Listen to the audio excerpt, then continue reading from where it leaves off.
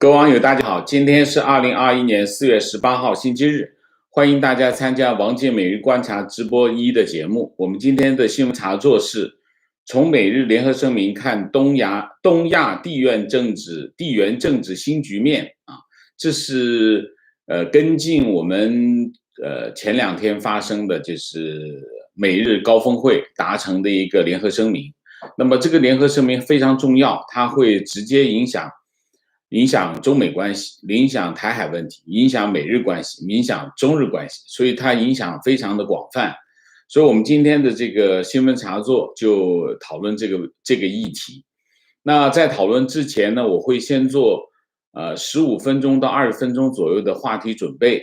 那么我们今天的这个议题会在 YouTube 平台和这个 Clubhouse 平台同步的直播，那么欢迎大家参加讨论。那么 YouTube 平台的网友会通过聊天室表达他们的意见，那么 Clubhouse 的网友会在房间 Clubhouse 的 room 里面直接用语音提出他们的问题和观点。那么我在这里先做话题准备。那么我的话题准备分3个方面第一个方面是美日联合声明的内容和重点，第二个是这个当前东亚地缘政治的局面，第3个是美日联合声明的影响，第4个是中美之间的攻守态势。其实最后落脚点还是中美之间的这个攻防态势。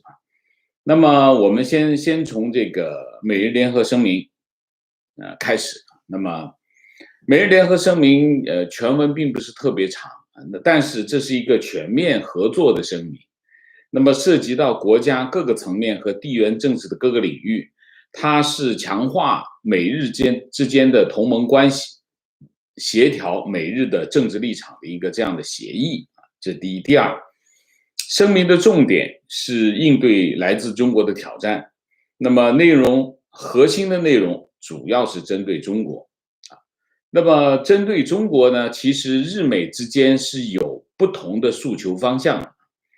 那么日方的诉求来自3个方面，第一个来自中国的战略压力那么随着中国经济实力的上升，它在各个领域都开始提高它的对外扩张的这种诉求，而中国对外扩张的诉求会对日本产生战略压力这是第一个。第二个，东海问题第3个就是钓鱼岛的问题。钓鱼岛的问题的核心是今年2月1号，中国通过了新的海警法。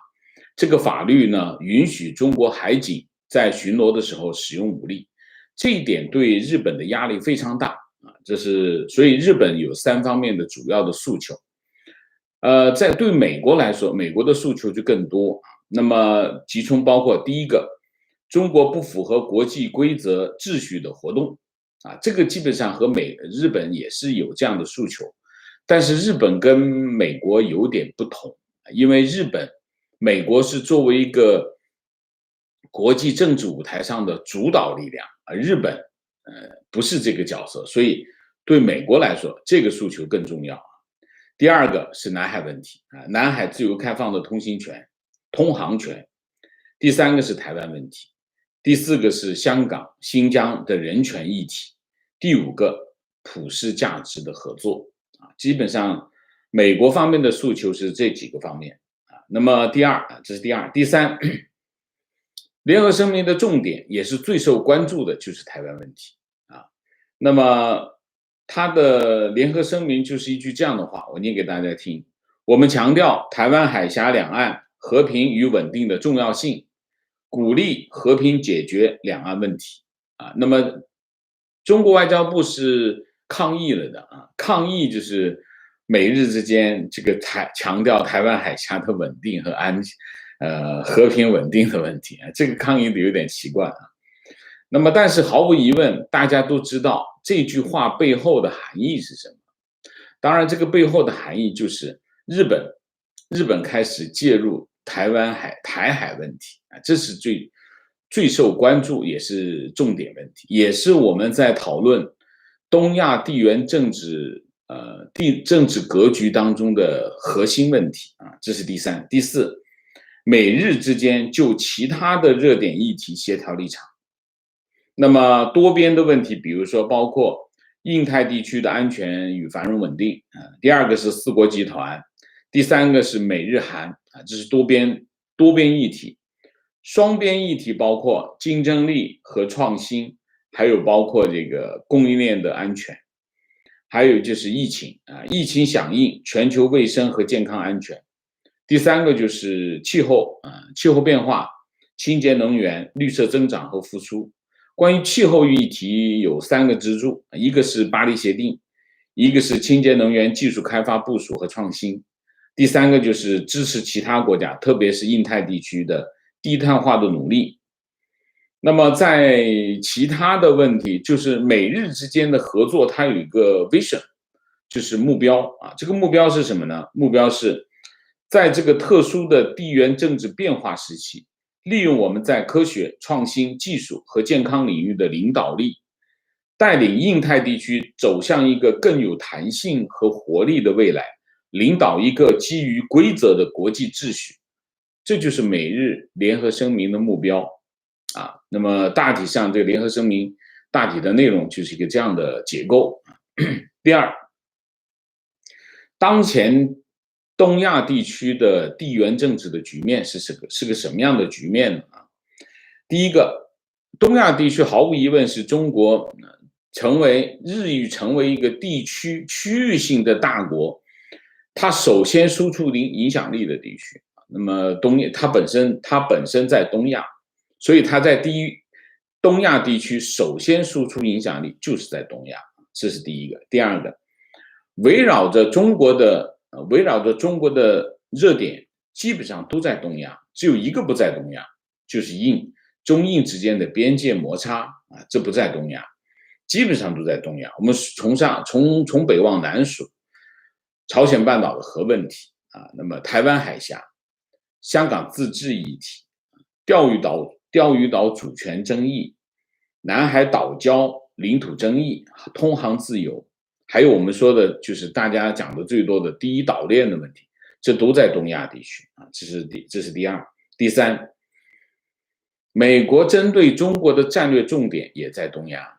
那么美国主要的政策工具包括新疆为核心的人权议题，台湾为核心的安全议题，香港为核心的这个金融和科技议题，华为为核心的科技议题，中美贸易协议为核心的贸易议题，基本上都是围绕着东亚地区展开那么中国的基本盘，中国在东亚地区的基本盘，第一个，朝鲜半岛的核议题这第一个。第二个，中欧投资协定，加上以 RCEP 为核心的经贸纽带中国建立了一个非常强大的经贸关系、经贸纽带包括它跟东南亚的关系，包括它跟日本的经贸关系，它跟欧盟的经贸关系，包括它和美国之间的经贸关系。中国通过经贸关系形成一个非常庞大而且粗壮的这种我们叫经贸网络，这是第二个。第三个，中俄的战略合作伙伴关系。第四个，中国与东盟的强纽带关系。第五个，中日之间的这种正冷经热的关系。第六个，中韩之间的强依附关系那么中国的基本盘就是一个这样的情况。那么第三，我们讲讲什么呢？讲讲这个美日联合声明的影响。那么在东亚，美国基本上属于这个域外国家，美国在美洲东亚在亚洲，那么美国是属于域外国家。虽然美国在日韩都有驻军，但是政治、经贸这个就是和东亚国家或者甚至和整个亚太国家的政治经贸的联系，美国是不如中国，因为中国在地，因此美国是非常需要一个盟友或者是一个支点，在东亚立足，以这个为基础，跟中国进行战略对抗。那么这个支点就是日本那么联合声明带来的变化是什么呢？联合声明带来的变化，第一点，这是最重要的一点，就是日本从战略上从这个日本在战略上从中间路线转变为站到美国阵营啊，这是个非常重要的一个转变，这对美国非常重要，也非常关键。如果没有日本的这个转变，美国在东亚地区的这个战略格局是没有基础的。就是说有军事方面的基础，才从政治上其他领域的基础并不稳固啊。所以为什么拜登总统把第一个外访的国家首脑安排到日本，原因就在这里，他就把日本的这个重要性凸显出来啊，这是第一。第二，美日同时介入台湾问题，那么台海问题就呈现一个新的局面。那么对中国来说，这个局面形势就变得更加复杂。那么台海问题其实核心的问题是中美关系啊，中美关系的核心就是台湾问题，我们经常可以这么描述。那么这次美日的联合声明，实际上美国把日本引入到台海啊。当美国把日本引入到台海之后，台湾海峡就呈现了一个新的局面。那么这个新的局面，我们可以看到力量对比就发生了非常大的变化。我们经常讲美国是域外的国家，但是日本是域内的国家，而且日本离台湾海峡非常近啊，非常非常近。所以在这个问题上，美国把日本引入台湾海峡，令台湾海峡呈现新的局面，这我们后面再解释啊。那么这是第二，第三，日本政治立场的变化会带动经贸形势的加速转变。对于中国来说，日本是一个非常关键的角色啊。那么在中国的很多领域，其实日本起到非常大的支持作用。那么如果日本的政治立场发生变化，大家知道日本是一个非常一体性的国家，就是说政府的取向，政府的政治上的取向，企业会跟随。那么企业的跟随意味着什么？意味着影响是很大，大量的产业链会移出中国。那么这是第三。第四，日美协调立场之后呢，为美国解决这个韩国的这个问题创造了条件。如果日美韩三国立场协调完毕，那么四国集团就可能会扩大。如果四国集团扩大，首先扩大的是谁？一定是韩国啊。那么也就是说，四国集团的发展的方向就是五国集团。那么整个东亚地区的地缘政治格局就变化，怎么个变化法呢？它就会变成五国集团 plus 台湾啊，然后这边是中国 plus 朝鲜，大概是一个这样的格局啊。那么在整个东亚地区还有域外的国家是谁呢？域外的国家，美日之间那边呢就会有五眼联盟 plus 欧盟，然后中国这边的域外国家就是俄罗斯。那你就可以看到，川普政府的时代基本上是中美之间的对抗，那么拜登政府的时代呢，就变成了基本上是西方国家跟中国的对抗啊。那所以我们讲第四点就是中美之间的攻守态势啊。拜登政府今天看一下，基本上是拜登政府上台3个月啊。那么这3个月之内，拜登政府做了2件事，第一件事就是安内，第二件事是攘外。安内是疫情打疫苗，主要是打疫苗。第二个就是疫情打疫苗，就是 1.9 万亿的救援方案。第二个就是经济就是推动他的基建计划和他的家庭计划啊。然后第三个就是安抚国内的这种政治对立解决这种社会撕裂的问题。这是安内啊。攘外呢，攘外核心就是建立盟友关系啊，重点是日本和欧盟。那么3个月下来，你可以看到中美之间的这个态势。第一个，中美之间的对抗的态势更加明确、更加直接啊，大家可以看得很清楚。在拜登政府上台之前，有无数的人讲，拜登政府上台之后，中国会有一个战略喘息期啊，哈哈，我不知道是谁，不知道谁做这样的假设啊。中国会获得一个战略喘息期啊，大家回过头去看一下，就会觉得这件事情是很好笑，然后就觉得拜登政府会给中国一个友好的姿态啊，就是说，但是你可以看到这3个月下来，实际上中美之间的对抗更加明确，更加直接。标志点就是中美阿拉斯加谈判阿拉斯加会谈，这是第一。第二，中美的对抗的重点由原来非常广泛而分散的区域，慢慢的集中到哪里？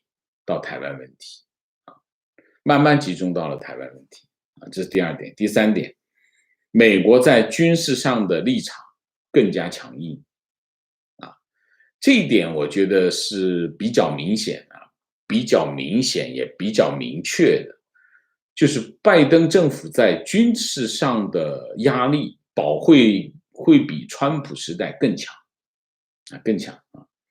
所以基本上你可以看中美之间的这种攻守态势，拜登政府一方面在拉其他的盟友另外一方面呢，就是在军事上保持强势，基本上大体上这个方向就是这样。好，我今天就把准备话题就做这么多的话题准备，那么我们就进入这个讨论阶段那么我不知道现在的情况是怎么样，艾米，你那边什么情况？那个王老师，您还给我一个管理。OK，sorry。那个对，同时那个欢迎一下那个 Tanny Four， 好久没见了。Tanny 你好，我十分想念，好久没见了啊。对的，我 Tanny Four， 你有没有想说过一会儿先听听，还是说有没有什么想先？我听听吧，我主要是来听听。好的。那王老师，您看那个油管上有没有什么就是您要我就先从油管来好吗？好的。OK， YouTube 上面的提问和观点先说观点。在东亚地区，中国一直是强势影响力的国家，美国的能力很强，但是投射到东亚地区，到影响力可能抵消不了中国全面出击的策略。非常正确。在东亚地区，毫无疑问，中国是强力影响力的国家。那么，美国的实力很强，但是它投射到东亚是有困难的，因为它没有战略支点。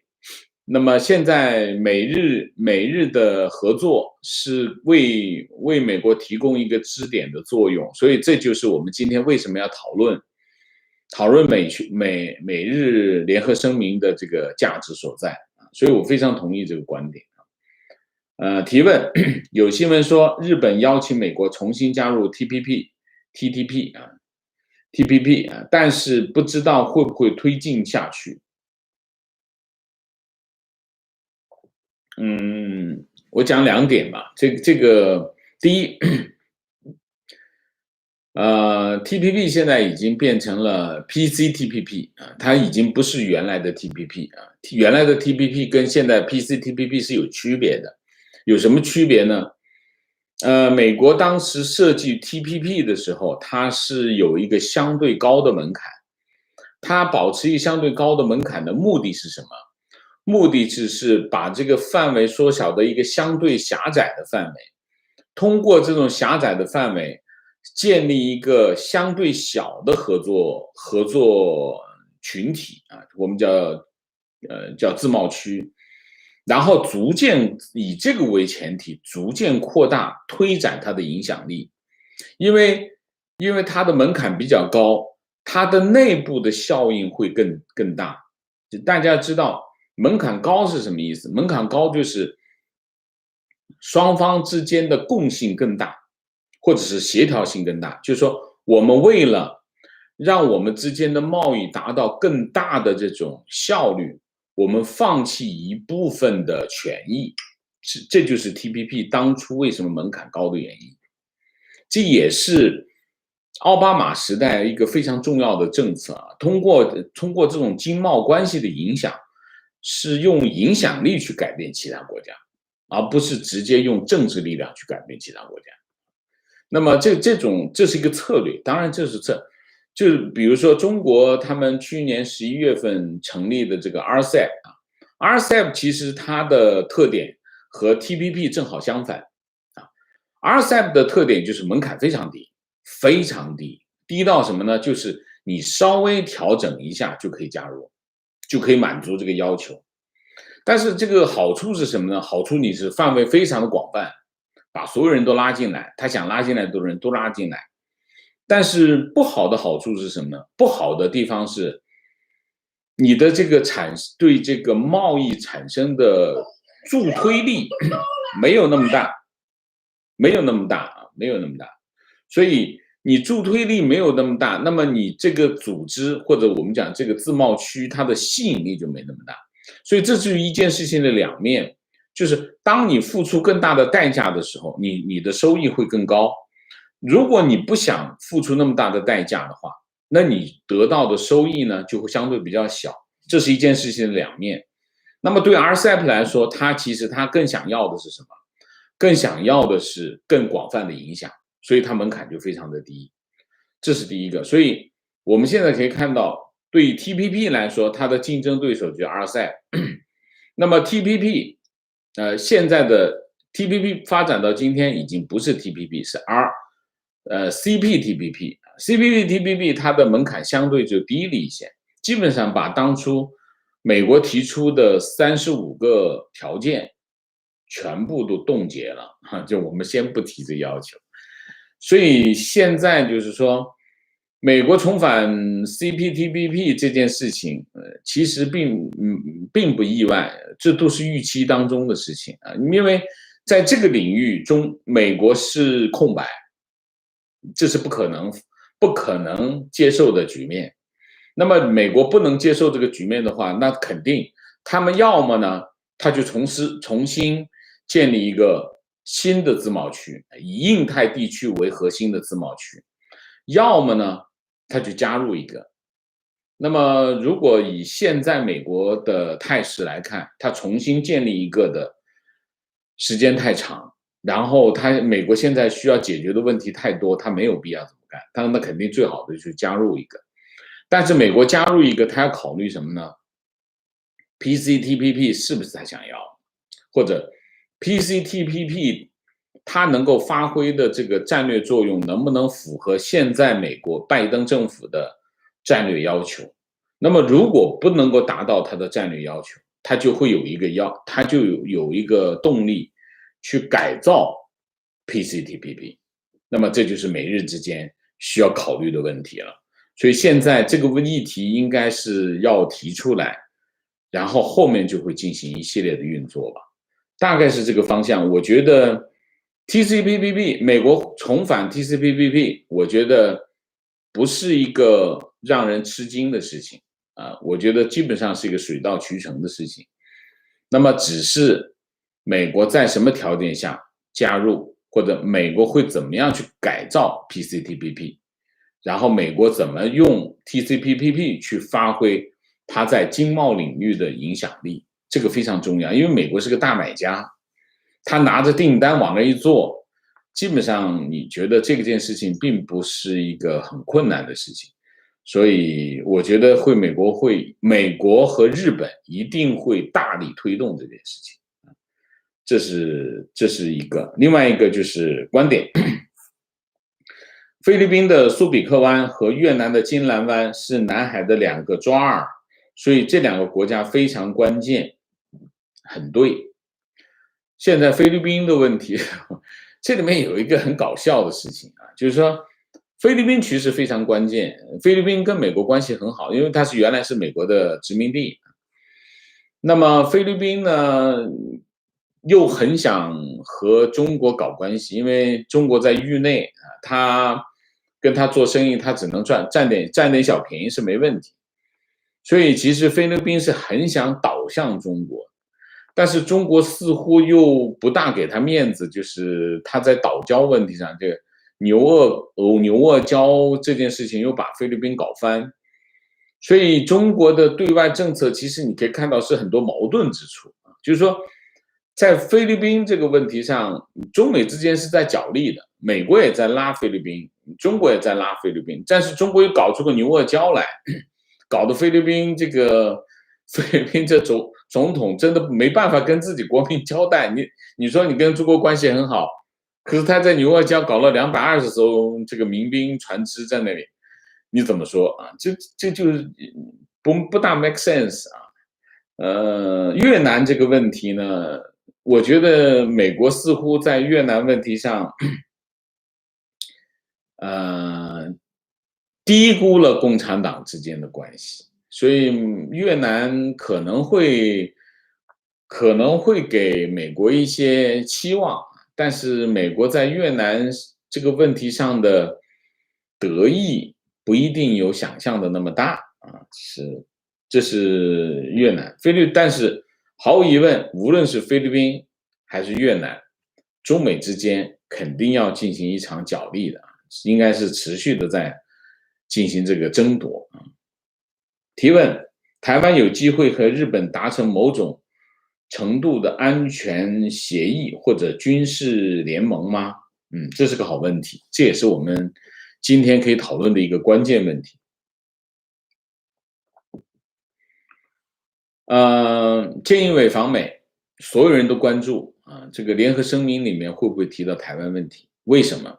因为其实在此之前，在川普时代，川普的这个卫生部长访台的时候，就已经有声音传出来，说川普政府已经把台湾放到什么呢？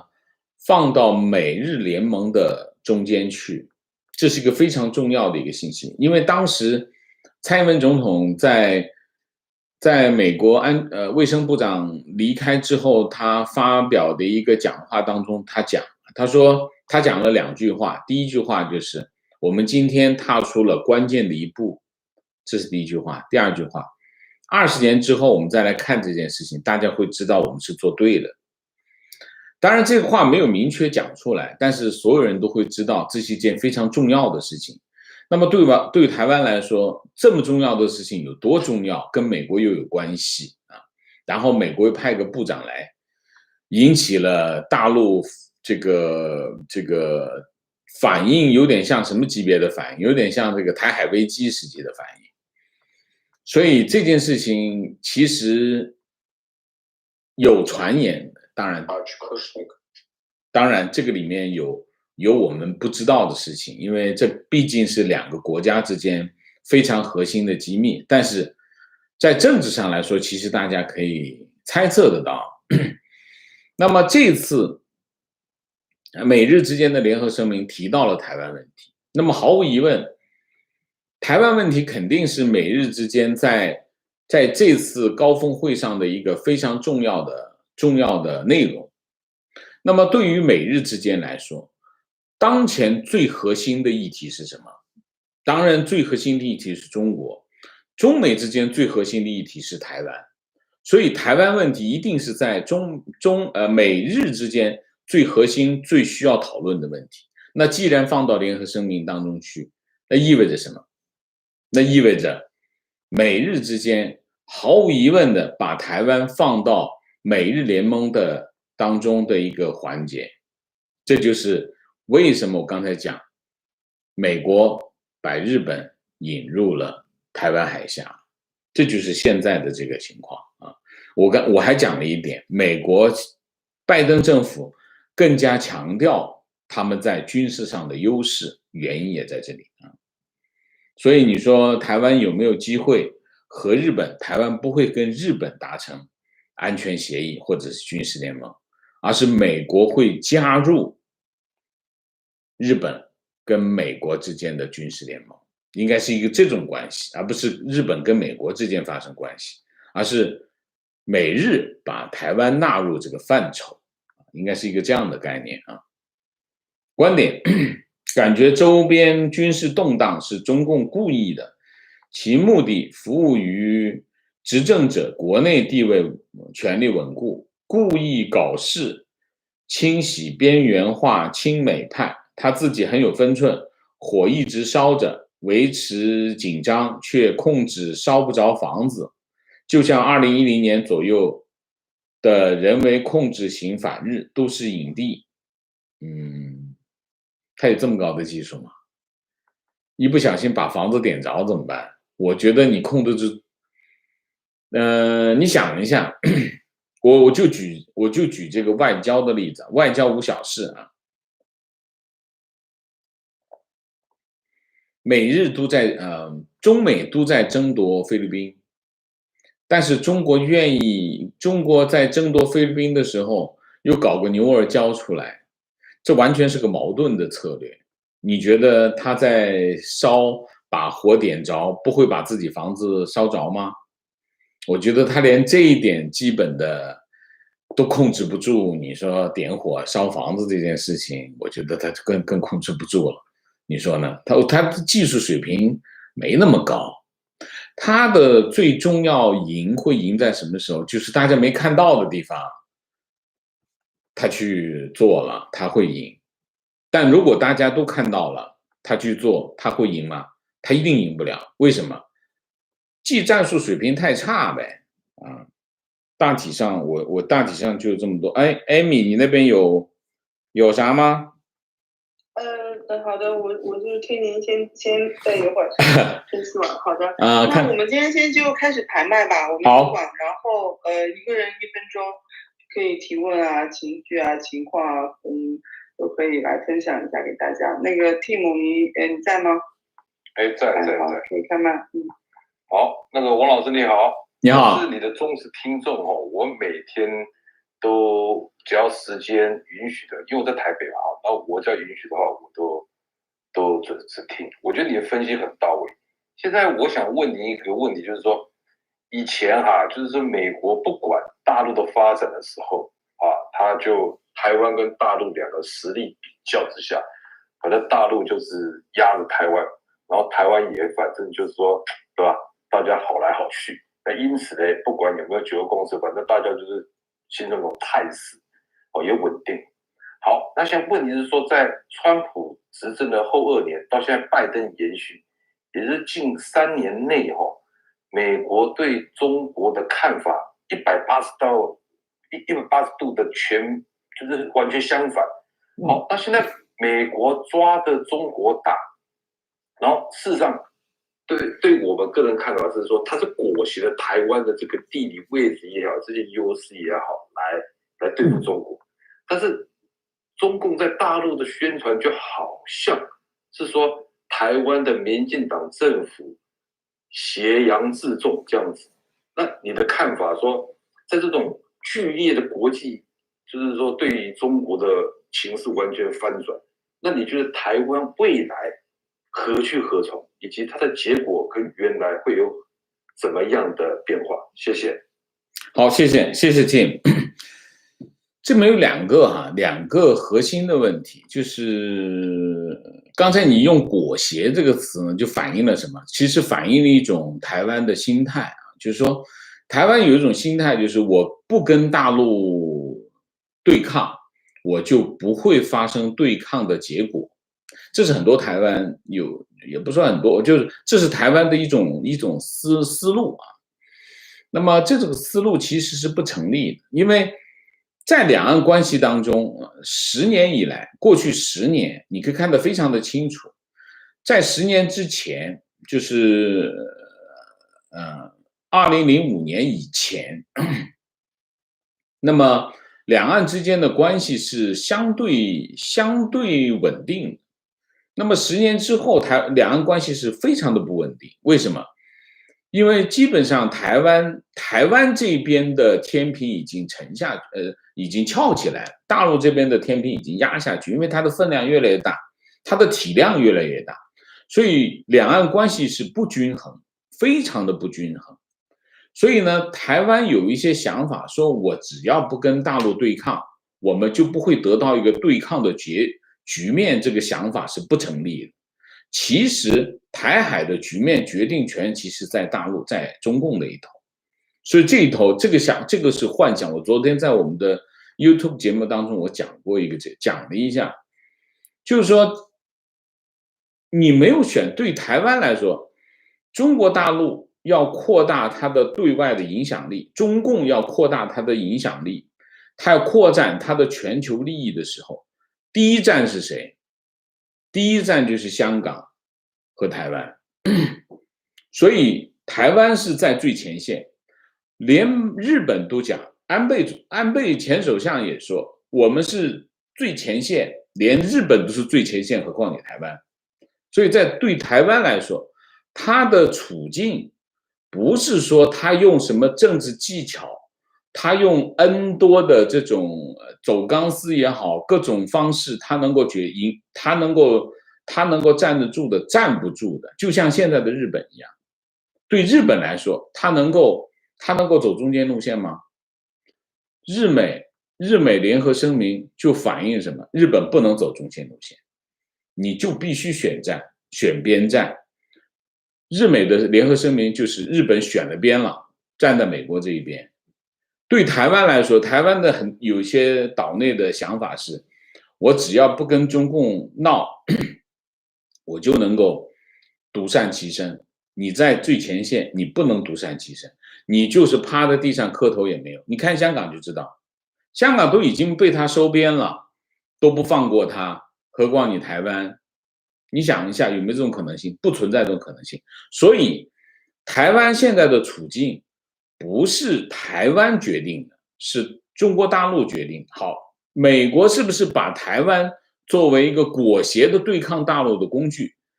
是也不是。首先的问题是什么？首先的问题是台湾对美国很重要。我们可以讲，从地缘政治的角度，从军事的角度，从科技的角度，台积电是一个重器啊，对美国来说很重要，但是也不是那么重要。你别以为真的那么重要，他是看中你才重要，他不看中你，他另起炉灶，你就没那么重要。所以很多事情是什么？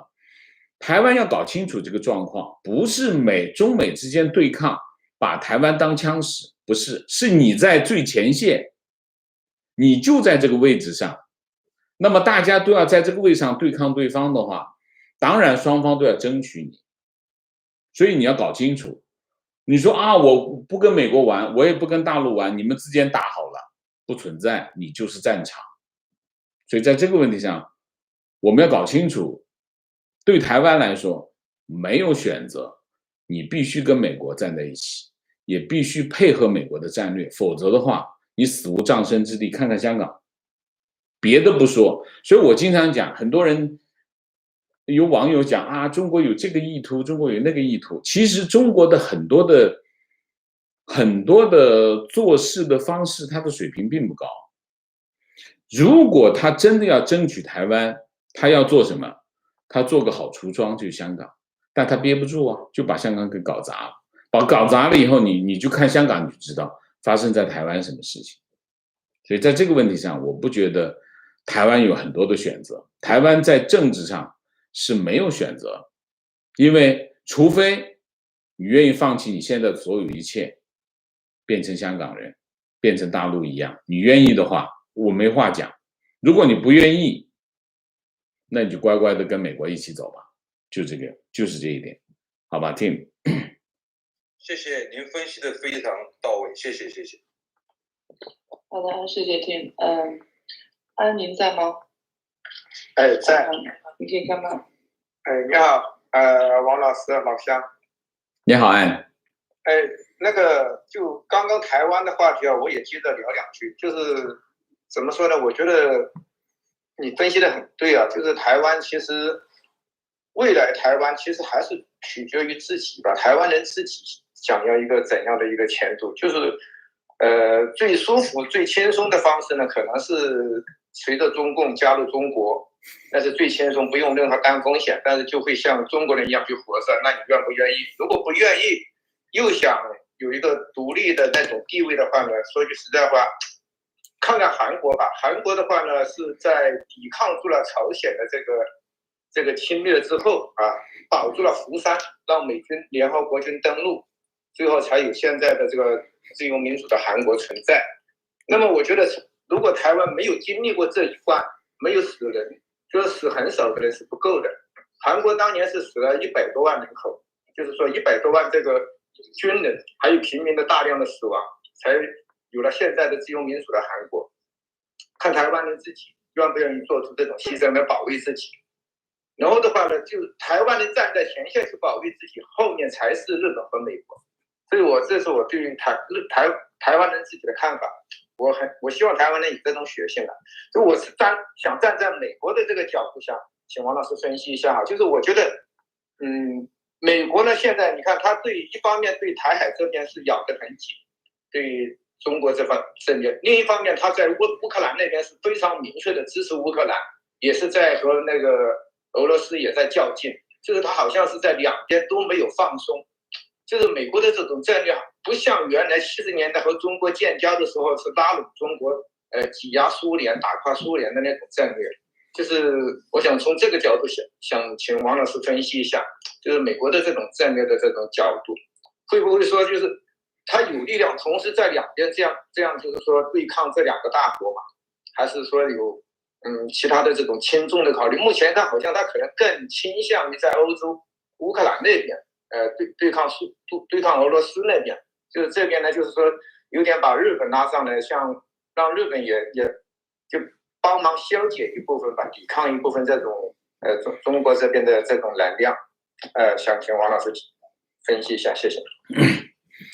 你看哈，美国对俄罗斯出手非常重啊，上来情报说这个俄罗斯干预了美国大选，上来就制裁他。然后俄罗斯在乌克兰那边，你看俄罗斯开始是非常强硬的，然后美国上来就给他回击，那么回击直接对他进行反击。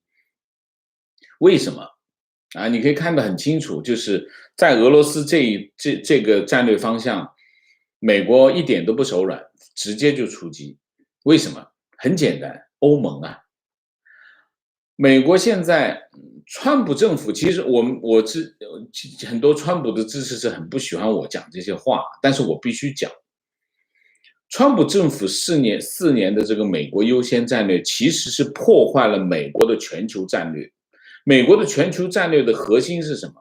美国的全球战略的核心就是政治杠杆，就是他和盟友合作，让渡一部分利益给他的盟友。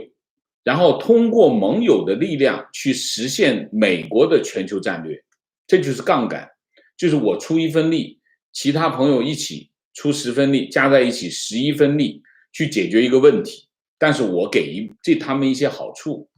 那你想一下，我每次用11份的力量去解决一个问题，我当然能解决，因为这个力量没有人能对抗。所以美国就是用这种政治杠杆的方式去管理全世界，他每件事情他都要投入大量的资源，他怎么管得过来？美国全球这么大，这是美国的全球战略。那么美国优先的这个战略就是美国跟盟友全搞翻，那你怎么去政治杠杆？那你在每一件事情上面投入的话，你是投入不了。所以拜登政府重返国际政治舞台，他首先要建立的是什么？建立就是跟盟友的关系，你只有盟友关系好了，我在全世界才有地位。大家关系不好，没人抬轿子，你哪有什么地位？没地位。所以在这个问题上，毫无疑问，美国必须获得他的盟友的信任，这是很重要的。美国过去战后，美国这么多年，为什么盟友会信任他？因为每次出了事，他都站在第一线，他变成世界警察。什么叫世界警察？就是挺身而出。你每次都不挺身而出，我凭什么相信你？所以美国现在要做的事情，就是在任何一件事情上，他都要挺身而出，先做给他的盟友看，我不会把你给晾在一边，把你给忽悠了。当初澳洲很勇猛啊，疫情的时候，澳洲出来找中国麻烦。澳洲是什么？五眼联盟的成员，澳洲联就来挺，就来找中国麻烦。美国有没有支持他？美国没有支持他，美国闪了。美国一闪，把澳洲给晾在那儿。最惨的是加拿大，加拿大你说啊，帮我把那个谁，把那个这个叫什么孟晚舟给我拘了，结果你拘了，结果中国把2个加拿大人给抓了。美国那个时候川普政府说了一个字吗？一个字都没有说。结果你把自己的盟友全晾在那儿，你谁相信你？拜登政府现在不是啊，拜登政府随时都告诉他，加拿大我支持你，这2个澳洲人必须放，每次都要谈这个问题，连中美阿拉斯加会谈他都要提这个问题。为什么？你必须去挺你的盟友，你去挺你的盟友，你才能够得到盟友的信任，这是美国最重要的战略。如果美国放弃这个战略，美国不会有现在的世界的国际政治上的地位。这就是你可以看，你通过这件事情就可以看得很明白。俄罗斯一出来就打给谁看？打给欧洲看。因为对于欧洲来说，他们最大的威胁来自哪里？来自北方，就是俄罗斯。你不去打俄罗斯的话，欧盟怎么会跟你站在一起？所以在这个问题上，当然还有一个问题是什么？就是美国一定要评估什么？评估实力。俄罗斯没有什么实力，对俄罗斯，别说俄罗斯一个国家，你把全世界其他的国家全部组成一个军队也打不过美军呐。所以对美军来说，什么2个方向？没有2个方向，美军只有一个方向，是什么？就是美国以外的方向，它只有一个方向。所以在这个问题上，我觉得，拜登政府很明确，就是要出手。奇怪的是什么哈？奇怪的就是2个地方，其实我有点不懂。一个地方是香港美国到现在还不出手，还有一个就是缅甸也没有出手。为什么不出手？不知道。就这样。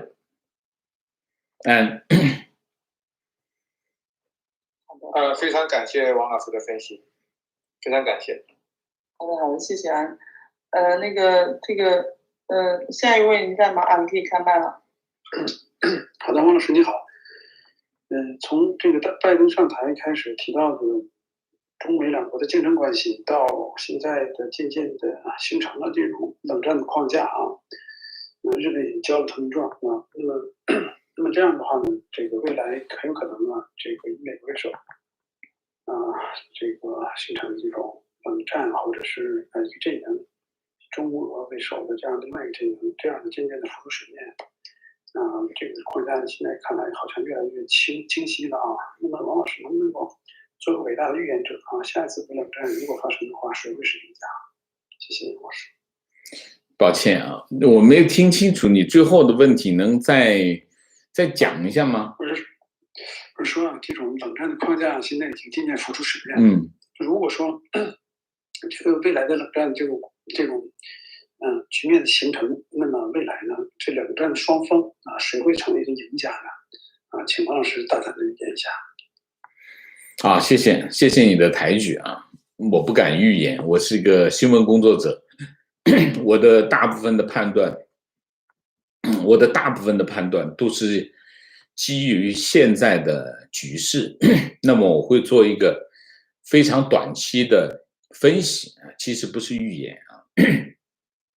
我的大部分判断都是基于现实，都是已经发生的事情。那么你提的这个问题，其实我也在思考，就是平时我也会想这个问题。中美之间新冷战的格局已经形成，这我们在上个星期还是上个星期我们已经讨论过，基本上大家已经形成这个共识，就是新冷战已经降临啊，一方的阵营是中国，一方的阵营是美国。那么谁会赢谁会输这里面其实取决于2点。第一点，双方可以找到的盟友是不是足够多？其实你想一下，当年的冷战，我们现在回顾一下当年的冷战，冷战其实在比什么？竞争什么？对抗什么？对抗其实是国力的对抗。那么国力的对抗，它不仅仅是讲的人数，讲的是这个资源的问题，还有什么？讲的是这个效率的问题。最后是资本主义的效率比社会主义效率高，最后社会主义就崩溃了。它因为它处于一个对抗的状态，它很多时候是对抗是要消耗资源，消耗什么资源？各种各样的资源啊。那么如果你资源不够，你就崩溃了。其实结果就是最后是效率高的就赢了，所以资本主义制度赢。但是这次的情况不一样，这次的情况中国也是市场经济啊，中国也是市场经济。那么中国是世界上第2大经济体，但是它另外一方面，它是最大的贸易国，它这个力量很大，因为它是占全球的贸易，它排第一啊，它排第一在贸易这个领域，所以中美之间的这2大阵营对抗，它不完全仅仅是取决于什么呢？取决于社会制度啊。当然，中国现在有一个情况是什么情况？就习近平把这个中国这艘航船往回掰，本来呢从社会主义往资本主义、往市场经济这个方向转变，它转着转着，它往回跑了，往回跑呢，这个影响就大了。这中国可能在这一头，本来如果中国继续进行市场化改革，那美国真有点麻烦。为什么？因为你这对抗大家效率差不多，那就我们只能看盟友谁多。所以美国为什么强调？你可以看哈，美国布林肯强调，包括当然主要是拜登总统。拜登总统强调，我们把民主放在我们的这个对外战略的核心，意思是什么意思？我们的对抗是意识形态的对抗，意识形态的对抗。因为你其实如果你讲这个政治制度也好，经济制度也好，其实追上去都是意识形态。那而且经济中国也是在走市场经济，市场经济当然现在它又往回走又有一个变量。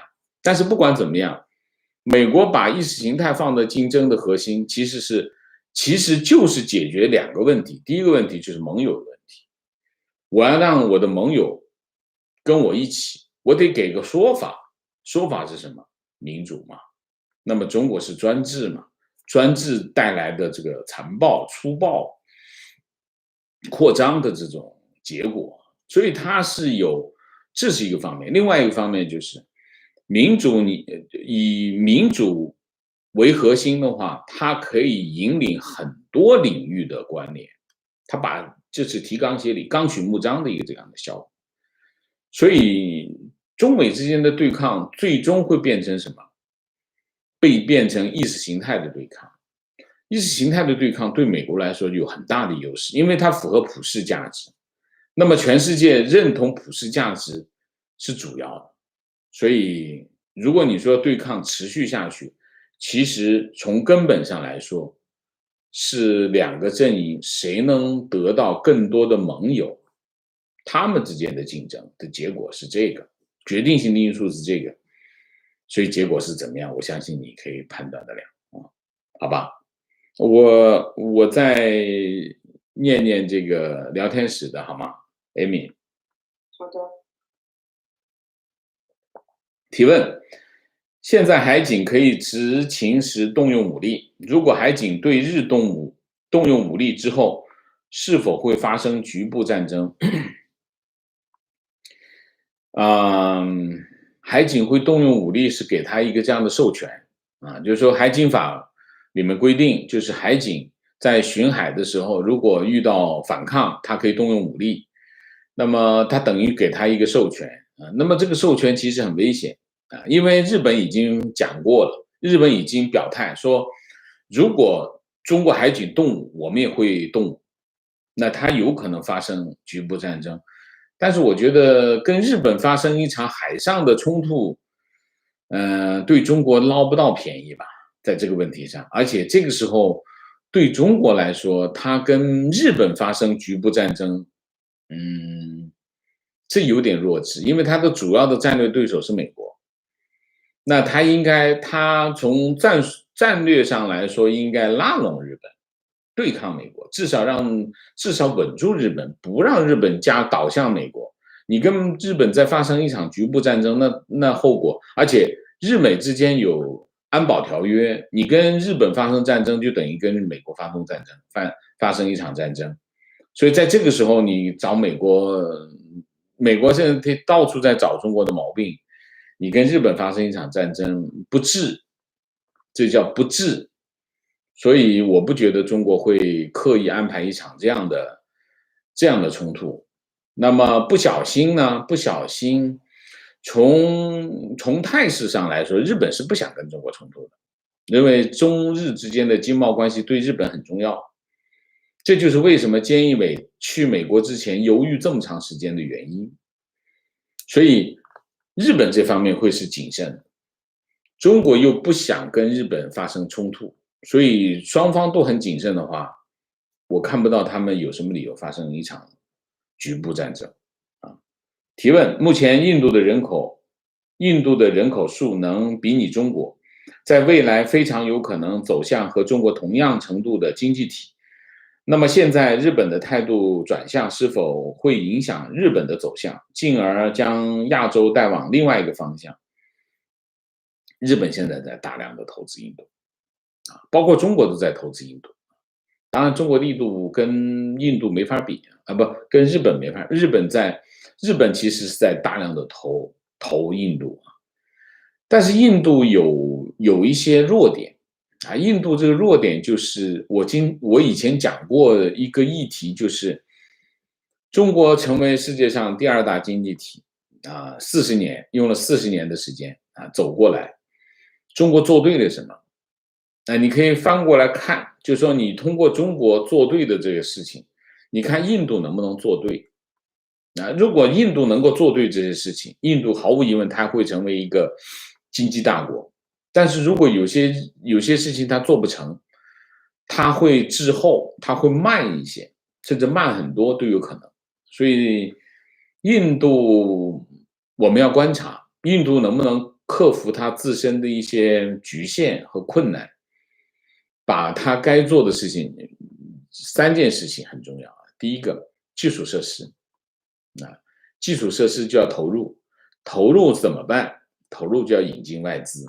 因为印度他自己没有钱，就像当年中国一样，中国当年也是没有钱，那怎么办？那就引进外资。引进外资这个问题，就中间就有一些各种民族主义的情绪各种利益等等这是第一个。第二个，除了基础设施以外，就是它的产业结构，它要想办法把它的产业结构建立完整，否则它要成为第2个世界工厂，它没有一个基础产业在那里，它是做不到的。那么这需要什么？又要引进外资，所以基本上它要有一个转变，就是它的印度政府要变成一个重商主义的政府。在习近平之前，中国政府都是重商主义的政府，所以它才会有今天的这个经济第2大经济体的结果。如果你不变成一个这样的政府，你可能原来需要30年的时间，变成了60年、80年都有可能。所以在这个问题上，我们没办法就是一拍脑袋得出个结论，要观察，好吗？观点，在过去我也认为台湾应该两面讨好，捞好处，但是我们面对的是中共。两边捞好处，只有在过去美国对中国也亲近的情况下，美国真的要对付一个国家的时候，美国一定会要求他的盟友表态。另外，中共的渗透也很厉害，一定要划清界限。观点主要是日本可以发展核武，为什么没有提呢？联合声明没有说日本可以发展核武。没有提日本也没有这样的。日本和平宪法实际上对日本发展军事力量是有限制的，这是安倍政府的其中一个非常重要的目标，就是要修改和平宪法，允许日本允许日本去做一些他原来和平宪法不允许他做的事情。这跟中国不一样，中国的宪法是样子货，不能够动的，就是不用理它的。不是的，全世界的国家都不是这样的，全世界国家的宪法都是有意义的、有影响的、有决定性意义的。所以和平宪法对日本的这种限制，是很多时候日美之间的合作其实是受日本和平宪法的限制。所以安倍要做这个动作，其实安倍没有做完。好，那我就把时间交给 Amy 了。好的，我们请下一位，那个王东先生在吗？哎，对，王先生您在吗？那我们先，郝斌在吗？我在。好，那你先来吧。王先生好，你好。有评论说呢，美日的这个联合声明呢，是重新界定了日本在国际政治舞台上的政治地位，也大大的提升了它在亚洲的这个影响力。我不知道王先生对这个界定或者这个评价有什么自己的看法？如果日本真的是这样一个定位的话，从日本跟周边国家这么多年的过往的这个历史来看，日本是不是有这样的一个战略格局和他的这个担当啊，扮演好这个地缘政治中领导者的角色？我就是这个问题，谢谢。老实讲呢，你从美日联合声明这个内容来看，我看不到你刚才讲的这件事情。就是说，美国有没有这样的意图，推动日本成为国际社会当中一个非常重要的政治力量，或者担当一个非常重要的政治角色？美日联合声明当中没有提到，没有提这件事情，这是第一。第二，美国把日本当作一个非常重要的战略盟友，并且赋予它更核心、更重要的角色。这是他们的双边关系。双边关系只要我认同你说的话就行。双边关系这就是一个这样的，我认同你，我们就这件事情就 OK 了。但是如果日本要在国际政治舞台上发挥它的更重要的作用，或者更重要的地位，建立更重要的地位的话，就不是双边关系能解决，它其实是需要多边的合作才能实现。那么其实你翻过来看几件事情啊。第一件事情就是四国集团，美国把四国集团一建立，日本在里头啊。那么TPP 日本在里头。那么这个在一系列的这些事情当中，你可以看日本逐渐的在建立它的一些国际事务上的角色啊。因为当然日本战败国，那么日本很多时候他专心我就搞自己的事情。反正我把事情搞定就行了。日本其实并没有太大的意愿去介入太多的国际事务，包括他自己重整他的军力，他都不是很愿意，因为日本的民意没有这样的强烈的意愿。所以美国对日本的期待和日本对他自己的期待是有落差的。我不觉得日本会很快进入到你刚才讲的这些舆论提出来的这个角色，我不觉得啊。对于美国来说，美国需要的是什么？需要的日本的战略上的配合啊，支持和配合就够了啊。但对日本来说，他也没有想付出太大的关注在其他的领域，因为这跟日本国内的政治有关系啊。还有一点就是日本还是比较清晰的，它的战略方向是很清晰，就是在亚洲。它没有把太多的战略它的影响力投射到更远的地方去。所以从这个角度来说，有这样的判断我也看到，但是我没有觉得这个联盟共同声明当中有提到这个领域的事情，我也没有看到日本跟美国在做这方面的安排。但是毫无疑问，日本的影响力是增加了，日本的角色是重要了，这个没有疑问，好吧？好，谢谢王老师。好，谢谢。Pasero，你在吗？ Lucy， Lucy 要发言吗？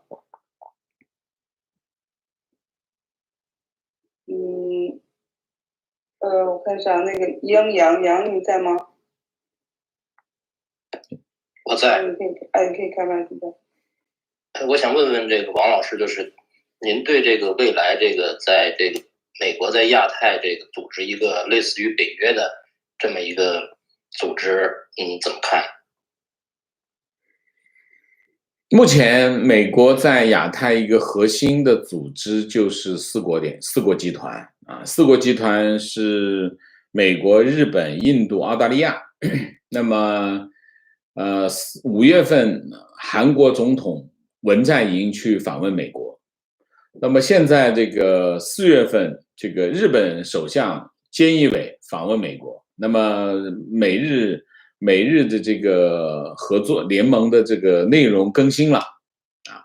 那么5月份文在寅总统去美国，实际上现在美韩之间正在讨论，其实这件事情一直在发生，就是关于韩国的问题。韩国的问题跟日本是有点像，韩国也是要走中间道路。为什么？它来自中国方面的战略压力比日本还要大，因为它对韩国经济对中国的依赖比日本要大得多，而且韩国相对更小，它更脆弱它前面又面对着朝鲜，所以它在安全上又非常的依赖美国的支持，所以它对韩国来说非常的纠结，因为你到底是他不能够两边得罪，他不能够选边站，对他来说，因为中国对他很重要，美国对他更重要，那怎么办？所以他一直在走钢丝，他不是中间路线，日本是中间路线，韩国是走钢丝两边的压力都很大，那怎么办？核心的问题是什么？核心的问题就是文在寅访美。文在寅访美决定了什么？决定了韩国选边站，韩国一定没有，韩国比日本更没有选择的权利。为什么？因为他就和朝鲜一界之隔，所以他来自朝鲜对他产生的这种军事威胁，是其他问题都可以归零。所以在这个问题上，基本上韩国是没有选择的空间，基本上没有空间。所以文在寅访美决定了什么？决定了这个东亚地区的新的局势，就是日本、韩国、美国他们的重新梳理完成他们的美日韩之间的合作啊。那么之前讲过，日本跟韩国之间的矛盾其实不是历史问题，我一直是认为，这个韩国经常挑个事儿跟日本摩擦一下，再挑个事儿跟日本摩擦一下，避免韩国找日本的麻烦，其实是告诉美国不要让我选边站，我要走钢丝。那么，所以这个问题最终会解决的问题就是当韩国选边站站到美国这一边的时候，韩国跟日本之间就没有矛盾，就不会发生矛盾，因为没有发生矛盾的条件，所以基本上是这样。所以我觉得，未来的局势应该会更清晰，就特别是5月过后，5月之后，文在寅访问美国之后。那么东亚的局势会更明朗，就是这条线会更清晰。那4国集团就会变成5国集团，就是美国一定要把韩国放到4国集团里面来。那么还有一个不能出面的盟友是谁？台湾，就所以5国集团 plus 台湾，应该是一个这样的格局。那么当你看到一个这样的格局的时候，你就会知道。4国集团或者5国集团，它不会变成一个军事同盟，变成军事同盟肯定不是这4个国家都愿意接受的。对美国来说无所谓，美国当然希望越紧密越好，但是对其他4国来说，建立军事同盟的政治代价或政治风险太大，他们不愿意，所以他们会是一个非常强有力的政治同盟。那么他会在军事上有所反应，但它不会变成一个军事同盟。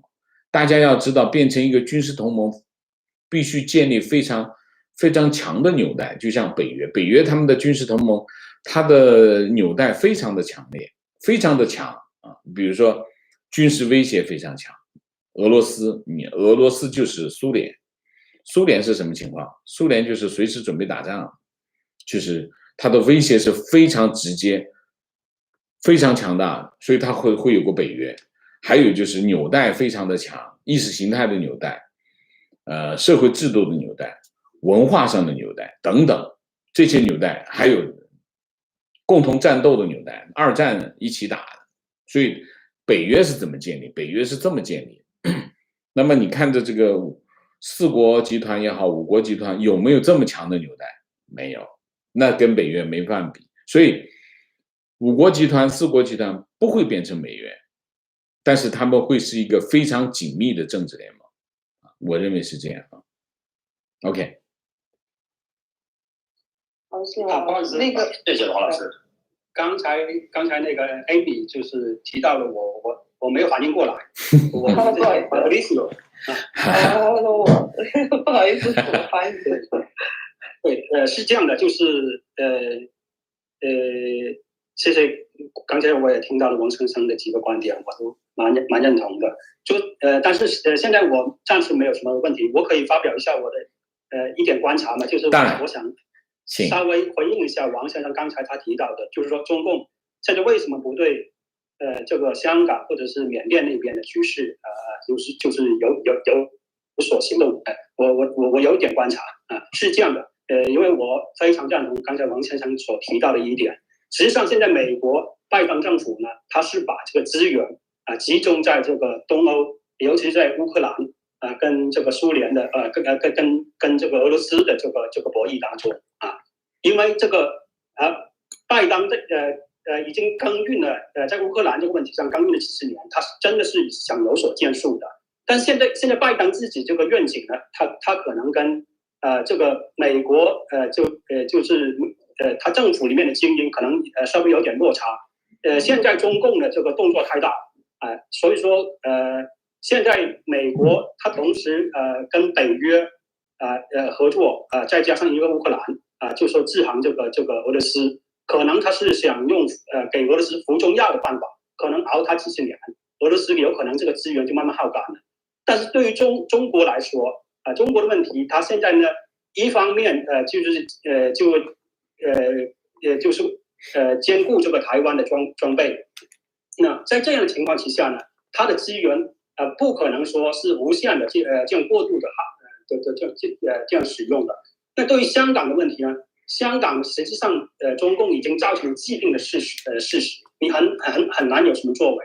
同时这也是对于台湾作为一种榜样，也就是说你看到现在香港的问题的这个下场台湾人就很明白自己应该可以做可以就说你的决心你要去到多么大。现在那个前几天这个拜登的这个特使这个 Chris Todd 就去了这个台湾，实际上呢是给这个台湾第一是讲美国的底线，然后第二个问题就是说你台湾你究竟你的决心你实实在在的这个准备有你准备到什么程度？美国人已经落实具体到这些东西了还有一个我想补充一点的，就是刚才那个王先生提到这个缅甸的问题对这个问题，我觉得美国人他可以说是一点都不急的。为什么呢？反倒是中国主义就很着急这个很简单因为中共长期对缅甸的这个做法呢，它是对于这个缅甸的中央军跟地方的军阀两边同时下注。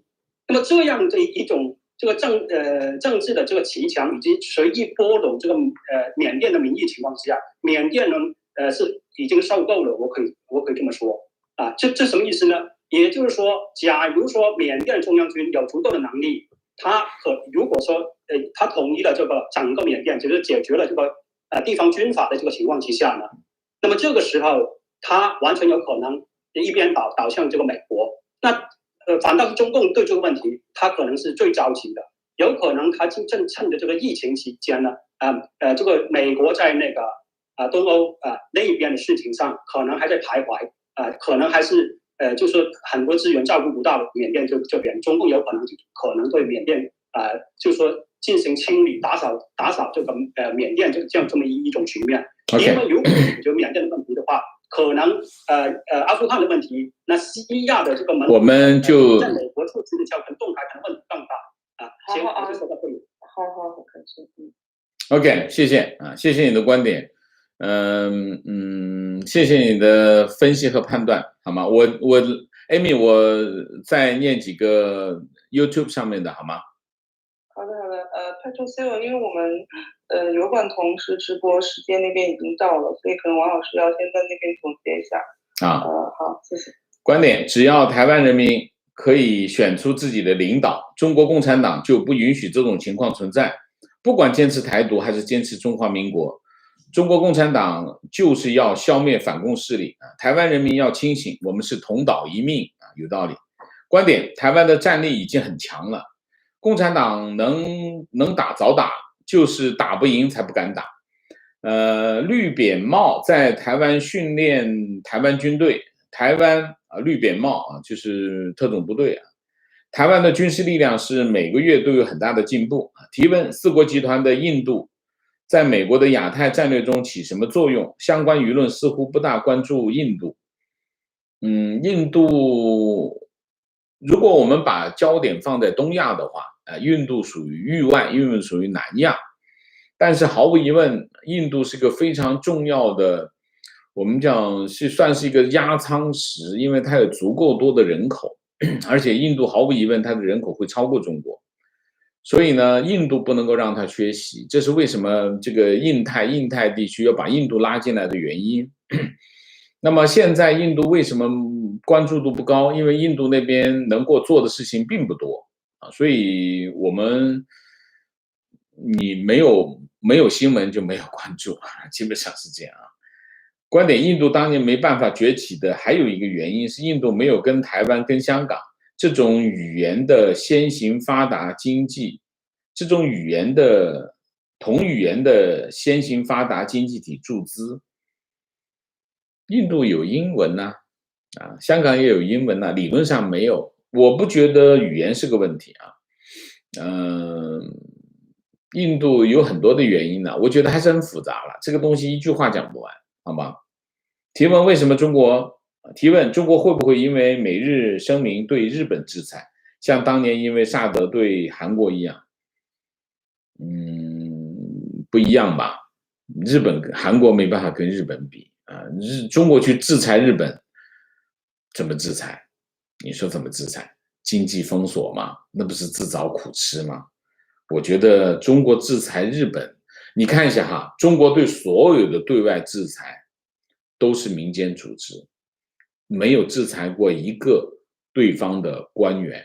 大家留意一下，什么意思？我们还是要做生意，我们还是要来往的，所以只制裁民间组织、民间人士，不制裁官员，所以他怎么可能制裁日本所以我不觉得他会制裁日本。制裁韩国，萨德他也没有制裁韩国，他只是搞政治运动，他没有 formally 就是官式的去制裁韩国，他就是搞动作嘛，对韩国的电影搞一些动作，对这个搞一些动作，对韩国的企业搞一些动作，结果产业链最先移出中国的是谁？韩国企业。所以其实中国做这些动作都划不来，为什么？自己的损失更大。提问：中共是怎么把现在的大陆奴役成一群奴隶的，而且心甘情愿的歌颂这样的统治？国人又是有什么机会或者有什么方法来摆脱这样的制度？这个题目很大，心甘情愿我不同意，大部分人是不心甘情愿你说心甘情愿我不同意的。我们其实在我们的节目中说过很多这种议题，我们今天就不讨论了，好吗？观点，缅甸总觉得内战可能美国觉得对自己有利，中国对缅甸投资有很多，又有油管，如果真的内战对中国很不利。 OK， 情况，今天亮马桥日本大使馆门口除了武警外，还有不少便衣和民警、辅警和保安在巡逻。 OK， 情况，今天清华大学东门全部拉窗帘、封窗户、清教室，明天上午放假，估计明天习近平要去清华。 OK， 明谢魏堂10月天，谢谢。好，我们今天这个油管的 YouTube 的直播就到这里，感谢大家的参与，我们下一个节目再见。再见之前，请大家点赞，请新来的网友订阅，请大家加入我们的会员，支持我们做更好的节目，做更好的自己。谢谢大家，谢谢。我们 Clubhouse 的这个讨论和直播继续啊，那在这里感谢大家的参与，谢谢。